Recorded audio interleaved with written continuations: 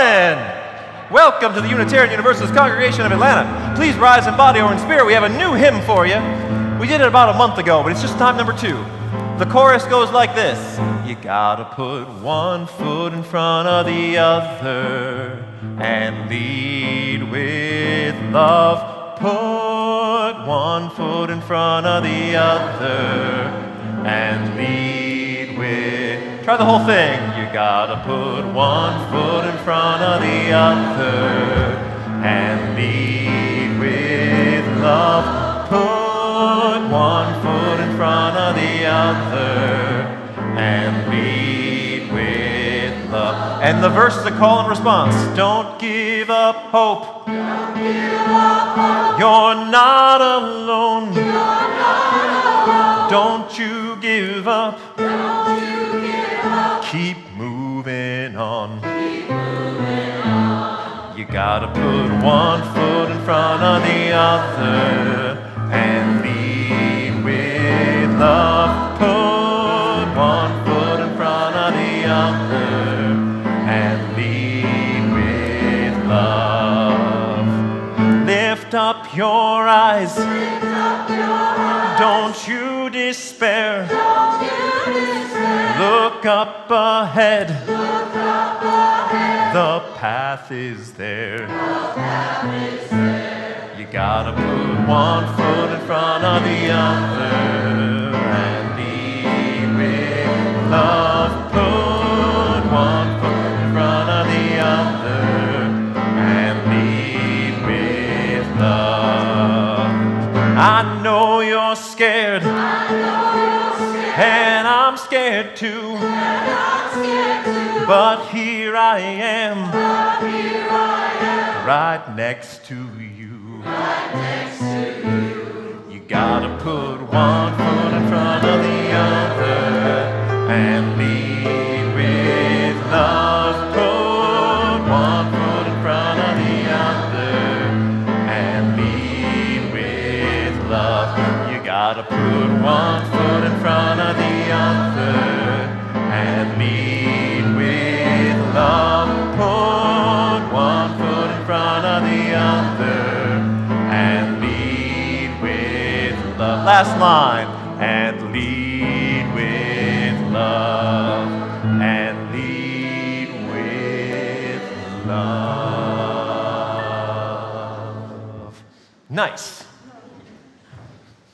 Beautiful. Always good to learn some new hymns. This morning, a miracle happened as promised. It was the rising of the world's closest star.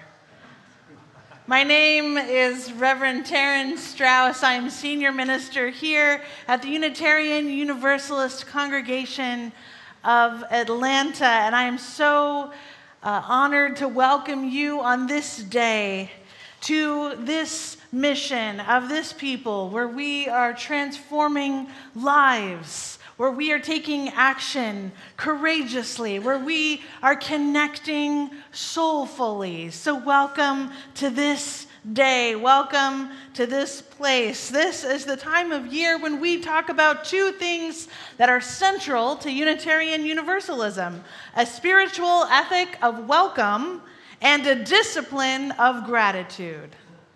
So I want to thank, in the spirit of that gratitude, I want to thank everyone who has made a phone call for our stewardship campaign this season. And so let's thank them. And I want to thank everyone who has made your pledge for 2024. I want to thank you.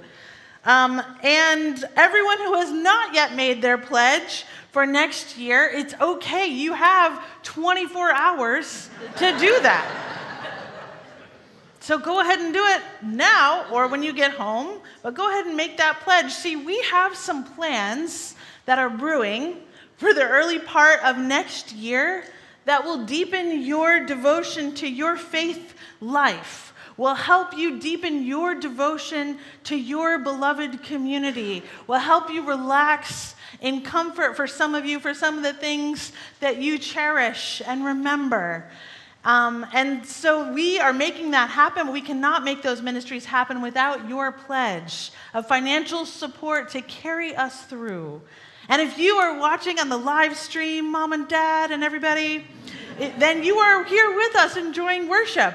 You have the opportunity to enjoy small group ministry, religious education classes, other spiritual workshops that we offer. It is your pledges that keep these lights on, that keep our amazing live stream running so beautifully, that keep all of our ministries going so that we can be a beacon of faith, of justice, of a center for art and education here in Atlanta. This dream that we are continuing to live into step by step, little by little. This historic congregation has been a vital part of this city of Atlanta and a center of liberal religion across the Southeast for so many decades, and it is your ongoing contribution that keeps it going so that we can continue to gather, continue to be this place.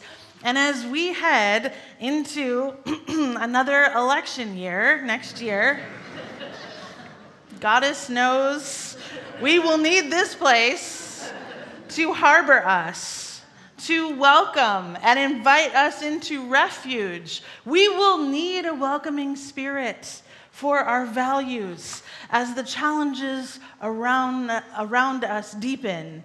We will keep being there for each other. We will keep being there for our children who are invited to worship with us today in multi-generational worship. We will keep supporting our elders. We will continue to mentor our youth and encourage each other in the spirit of love and justice. So welcome to this holy place. Welcome to the house that love built. I am so glad you are here. We who are transgender, we queer, we straight and gay, we who struggle to find safe places out there in the world, may this be your sanctuary. You who are lonely and struggling as the holidays approach, may you come and find lights of hope and a spirit of welcome for you too. We are all here for you. You who are Jewish, Muslim, Christian, atheist, Buddhist, Hindu, questioning. You who honor the power of love that is greater than us, that holds us still. We bid you welcome. This morning, a miracle happened as promised. It was the rising of the world's closest star.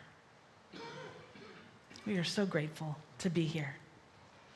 I'd like to invite Nyla Feaster, who's going to come and light our chalice this morning. Please say our chalice lighting words as Nyla does this.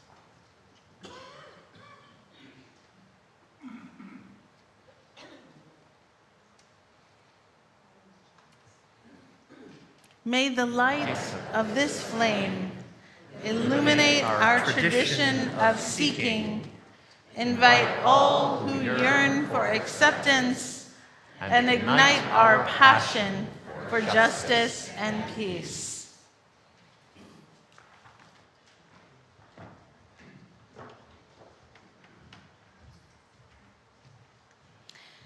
Our story this morning is The Umbrella Sanctuary by Tim Atkins, a former member and leader in this congregation.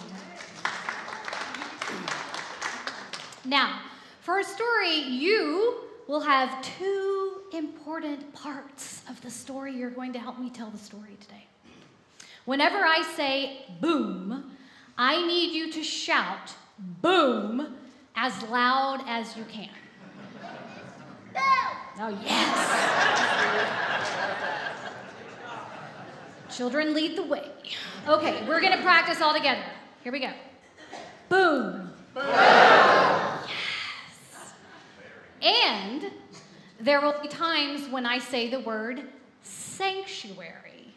Whenever you hear the word sanctuary, I want you to quietly, almost like a whisper, say the word sanctuary. So let's try this one. Sanctuary. Yes. Great job. Okay, here we go. So, Once upon a time, there was a little girl who was caught outside in a sudden rainstorm. She ran inside to the nearest store to wait out the storm. As soon as she closed the door, a bright flash and a loud boom of thunder followed. The little girl knew that she would be stuck in that store for quite a while. She started to look around at some of the different items in the store when the shopkeeper appeared. The shopkeeper was the oldest woman the little girl had ever seen. Her hair was as white as snow, and her face all wrinkly. The little girl was actually a little scared. "Young woman," said the old shopkeep, "can I help you with something?" The little girl pointed outside, too afraid to talk. "Ah," said the old shopkeep, "did you run in here to escape the rain?" The little girl nodded slowly as another loud boom of thunder shook the store. "Well, you can wait here if you'd like in my little sanctuary. We've got a nice sturdy roof over our heads, and it will keep you safe and dry." The little girl appreciated the offer, but she really needed to get back outside and continue on her way. The old shopkeep could tell the little girl was hesitating. "Or you could head back outside with this. Take this umbrella, a portable sanctuary, if you will.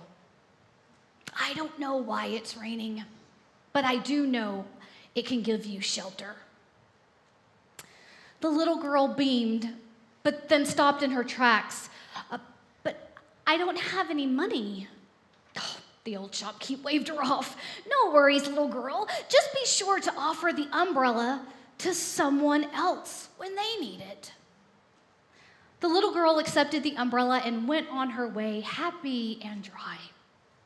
As she started skipping down the street, she saw a man wearing a suit, trying to keep dry with a newspaper over his head.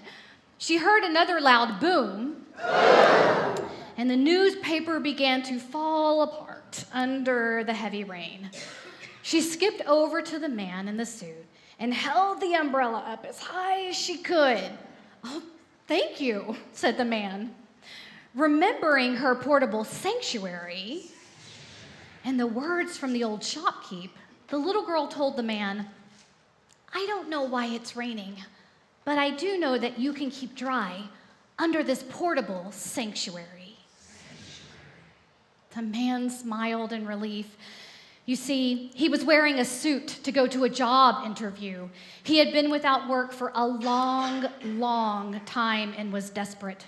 He had to walk to the interview because he couldn't afford a car.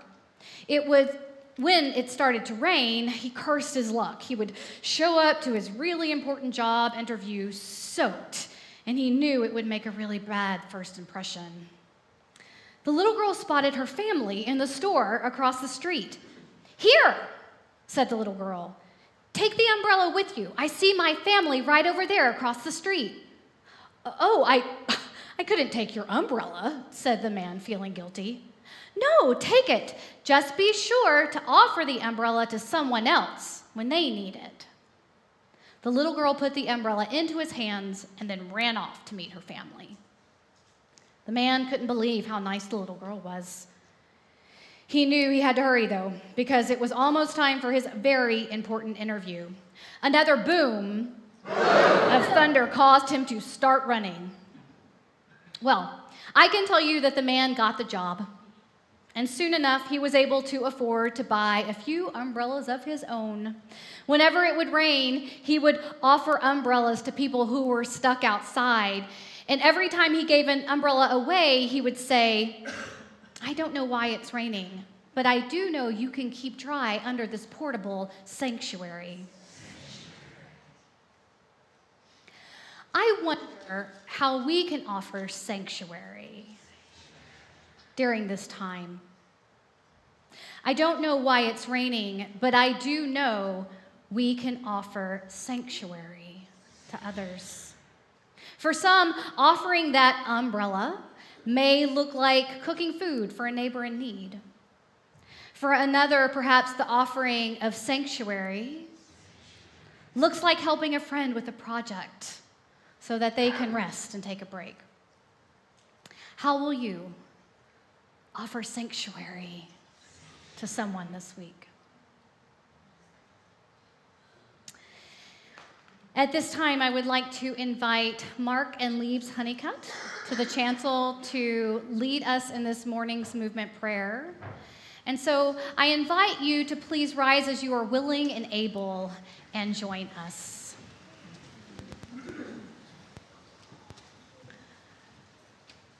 First, we bow to honor the Spirit of life.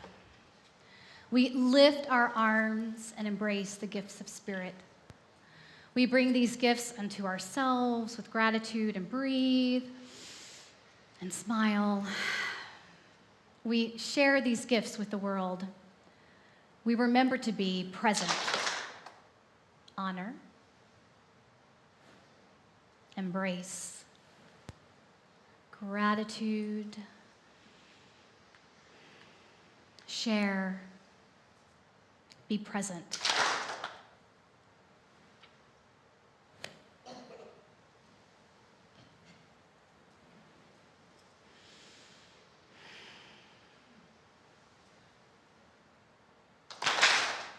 Amen. Blessed be. So this service has been designed for all ages, but at this time, if you would like to take any nursery or young children to childcare, you are invited to do so now. The location for these is just down the hall on the first floor. And as our children recess, please take this opportunity to greet your neighbor, especially someone you have not met.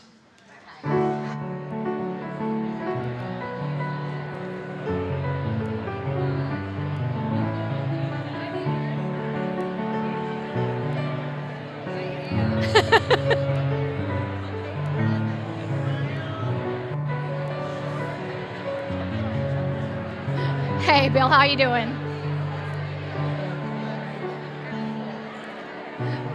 Hey, Diane.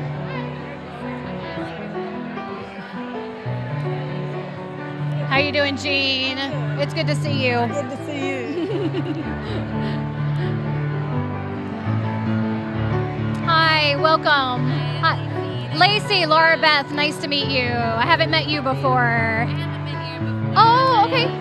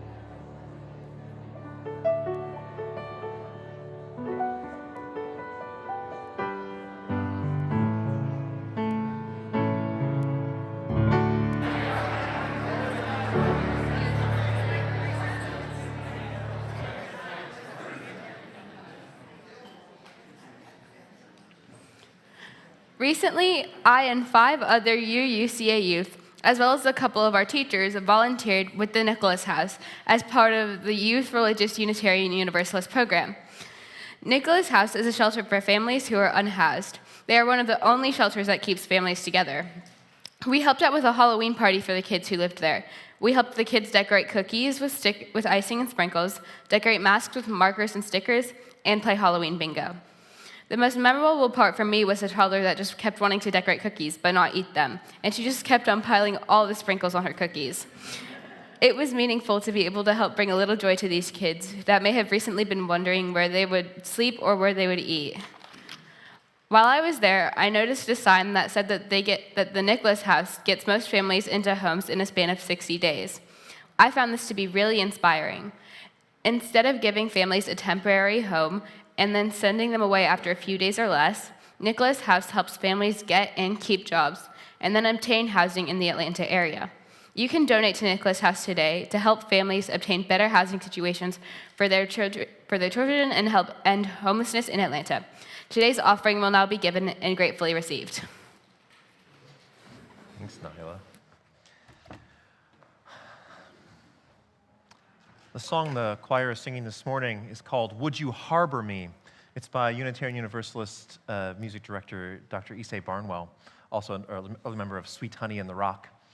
The last time I performed this song was in Israel and Palestine. I was there traveling.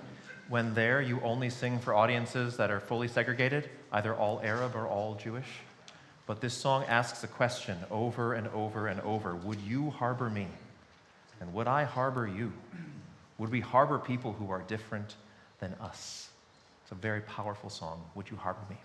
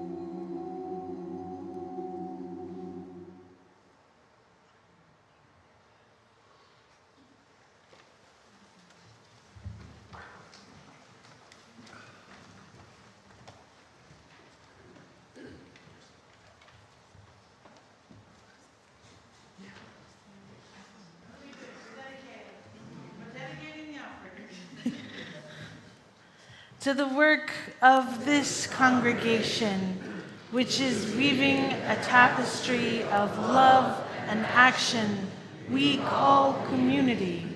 We dedicate our lives, and these are offerings.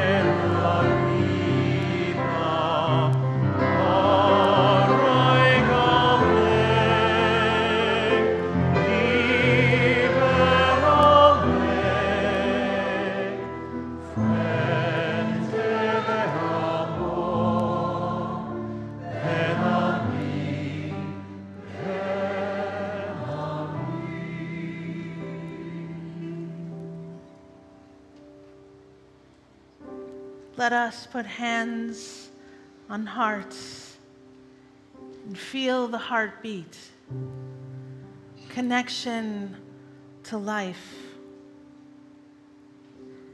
Breathe in peace. Say to yourself silently, I will love myself. I will love others. And that love can heal this world.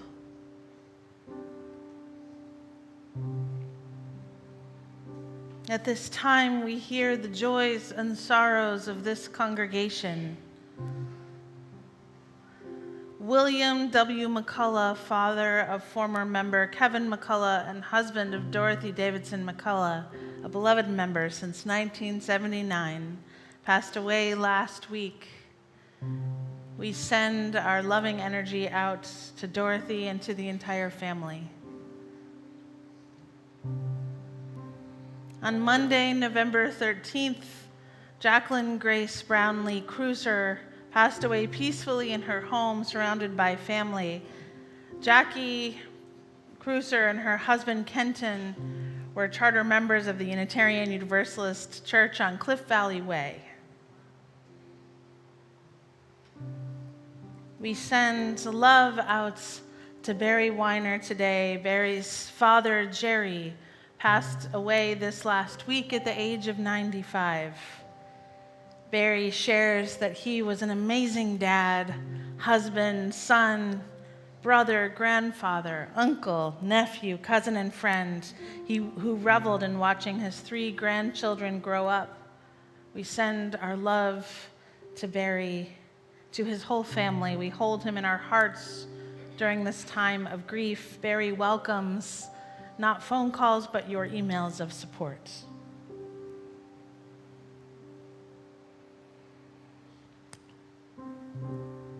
Tomorrow, November 20th, is Transgender Day of Remembrance.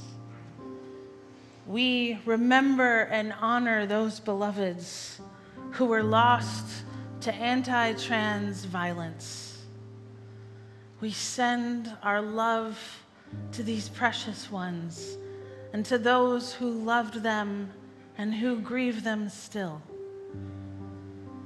May our mourning open the door for love to take a stand and fight for a safer world for transgender folks to live and thrive.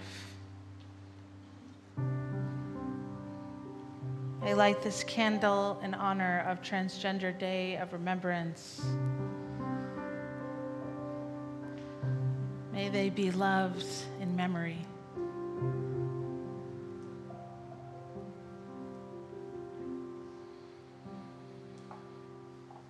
There is someone in your life who is struggling today, someone whose heart is broken, who is sick or grieving. Please write their name in the live chat or speak their name now into this holy space.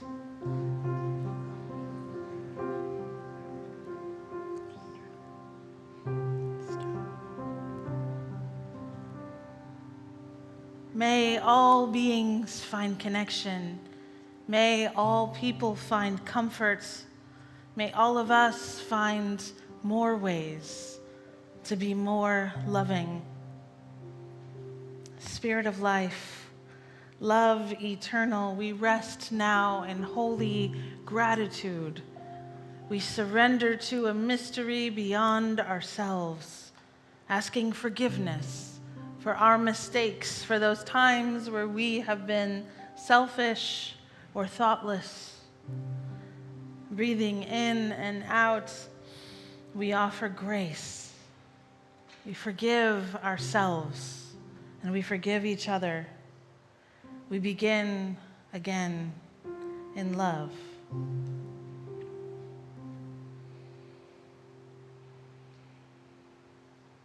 Now let us calm our bodies and our minds.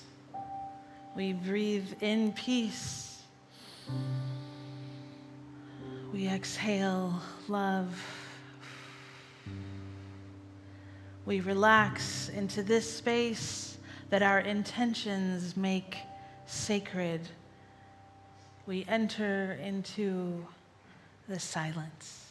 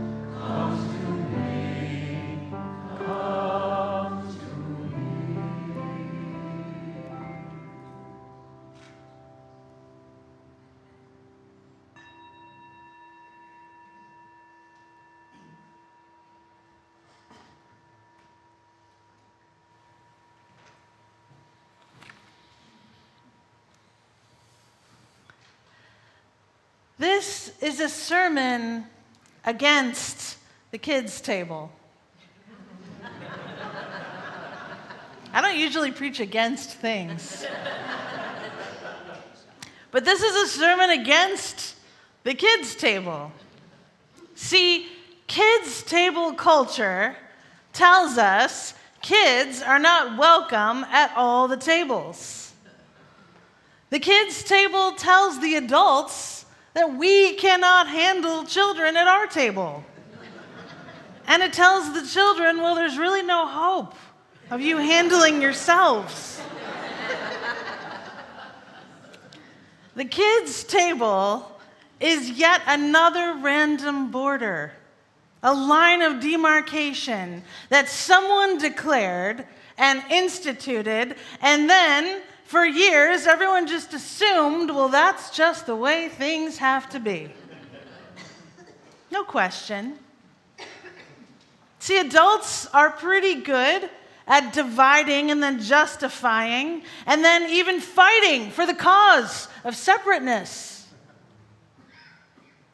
But what if we invited more kids to more tables? I mean, what if we did that? What would happen if a child were seated at the table in the war room in the White House, for example? It sounds comical at first, but if you think about that scene and a child seated at that table with them.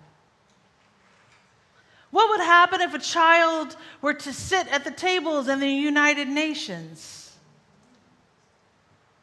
After all, it is children who are most affected by war, by state-sanctioned violence, by forced migration. And when do we learn anyway that political borders matter at all? When my children cross a state line, how will they know? Today, it's maybe a welcome sign, welcome to Alabama. Once upon a time, it might have been a state police car waiting to find out if a black family was driving after sundown in their state or county. And what we have learned over the past 6 weeks is that drawing borders, erecting walls, well, it doesn't keep people safer at all. It may be an illusion of safety, but it is reinforced with a life dedicated to fear. Now, I'm going to tell a story for the kids out there. It's a little bit scary, and it's very sad. But it is a story that will lead us here, to expand our hearts. And so it is a story worth telling. It's about something that happened in Israel in a kibbutz.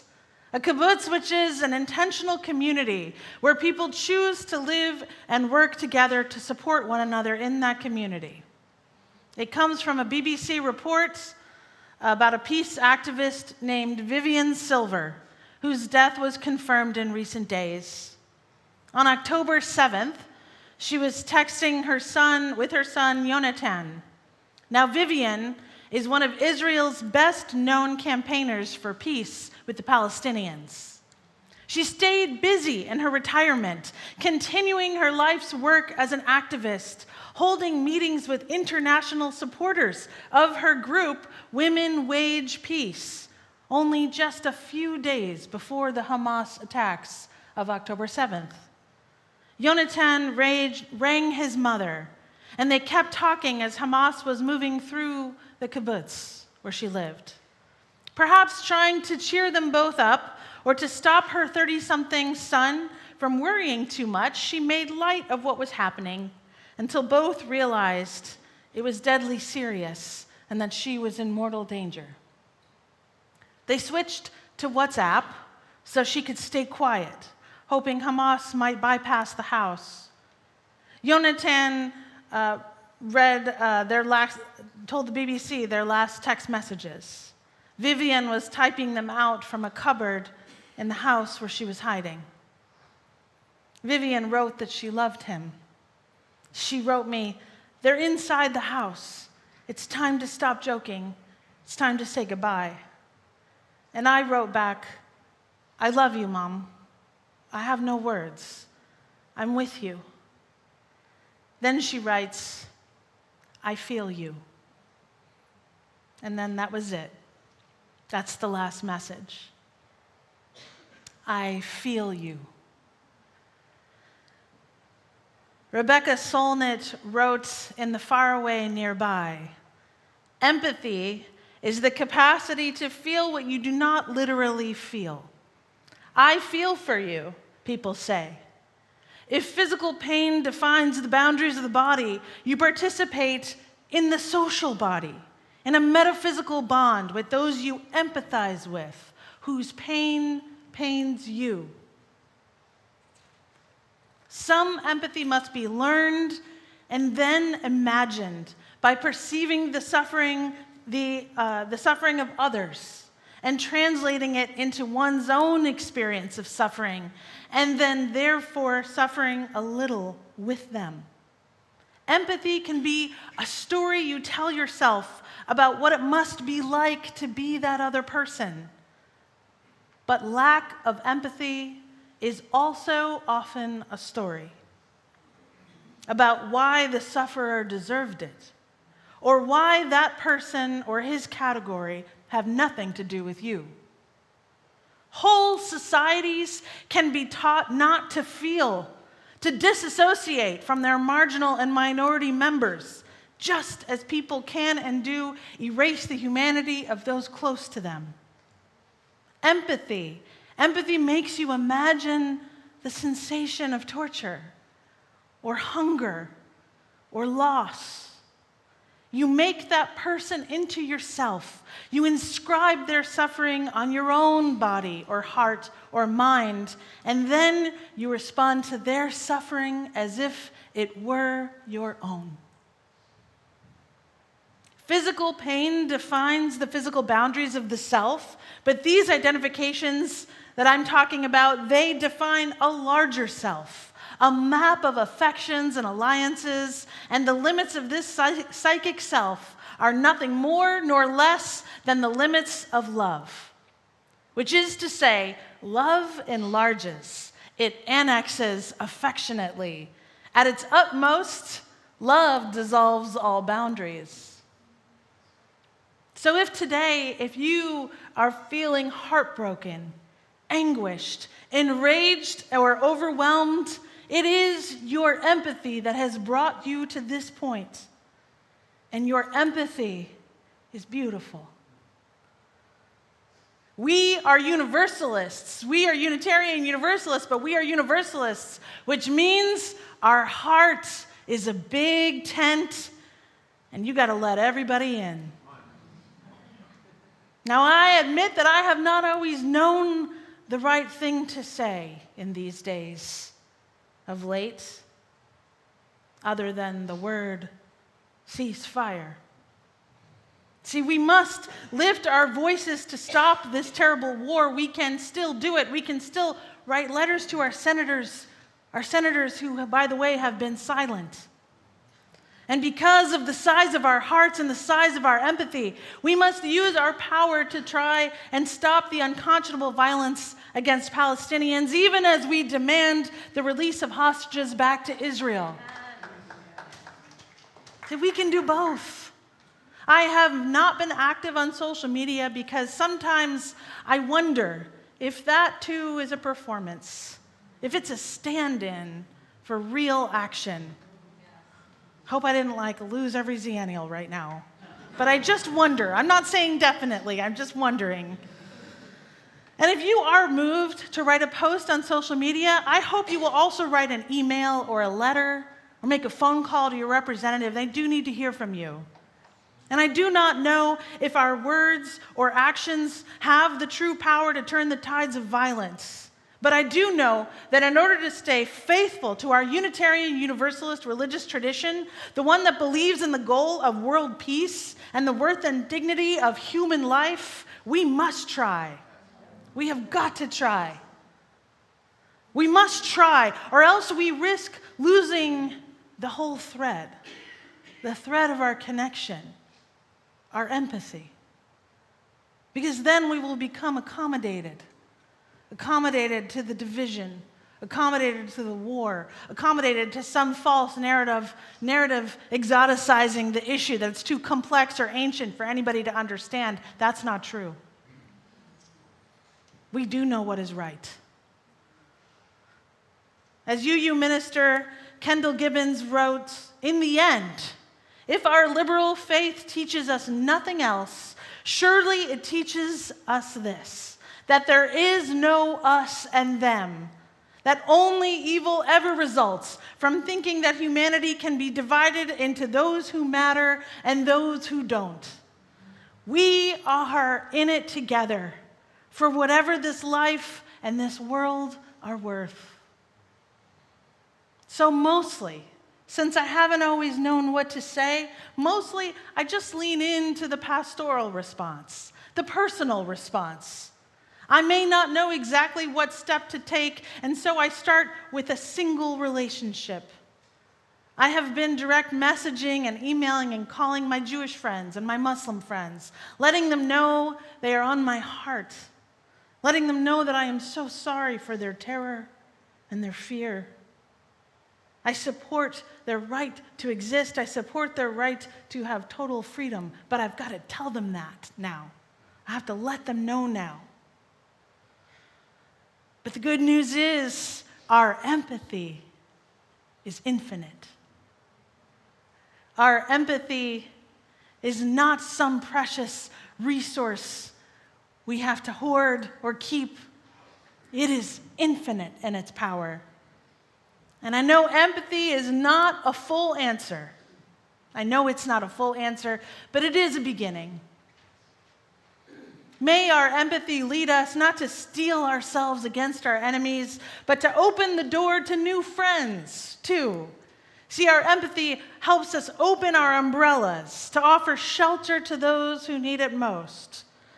So if you have had, battlegrounds exist everywhere. And maybe you've had one in your own family in recent years, in your own home. Maybe the Thanksgiving table has gotten a little smaller over time in your life. And I want to say that maybe this year, instead of having a smaller table, maybe you reach out to someone else, someone you don't know quite as well, and invite them into your home. Or maybe, even braver still, you reach out and ask someone if they would host you and invite you over for Thanksgiving. Now that's an act of courage you don't really hear about too often. Or maybe you spend your day this year cooking the big meal at Nicholas' house or another shelter, and you laugh and eat alongside people who would otherwise be spending their evening on the street. But if you are filled with overwhelm or dread for the holidays, I just want you to know you have options. You have options that can open the umbrella of your heart and let someone else in to take shelter or sanctuary. I didn't hear it. So as we think about setting the table and giving thanks this year, maybe this year we invite some new friends or acquaintances, or invite chosen family, or people who are truly in need of your warmth and your soul food. Because there are battlefields everywhere. Out there in the world, and also in our homes and communities too, there is so much brokenness. And so as we break bread, may we find little and big ways to break down borders in our lives. We can start close in. We can start small.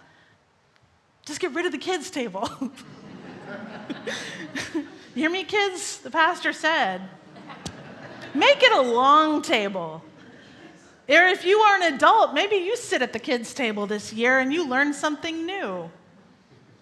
I want to close with the closing passage from Joy Harjo, the poet Joy Harjo, Muskogee Creek poet, and her poem, Conflict Resolution for Holy Beings, where she writes, "We give thanks for the story, for all parts of the story, because it was by the light of those challenges we knew ourselves. We asked for forgiveness. We laid down our burdens next to each other. May it be so."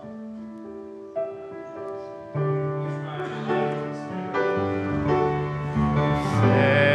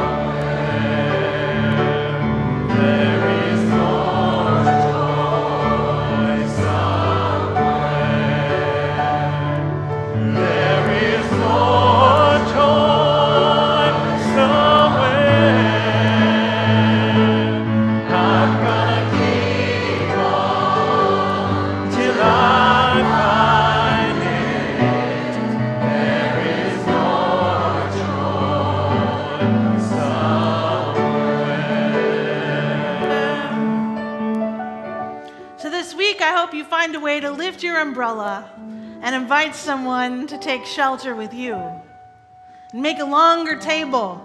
Raise your voice for peace with the politicians. Raise your voice. And make a sanctuary for someone who needs it. Tell a true story of colonization and resilience. This is the way we give thanks for the hope that sustains. Through children who are watching us to see if we will open the tents of our hearts and let everybody in.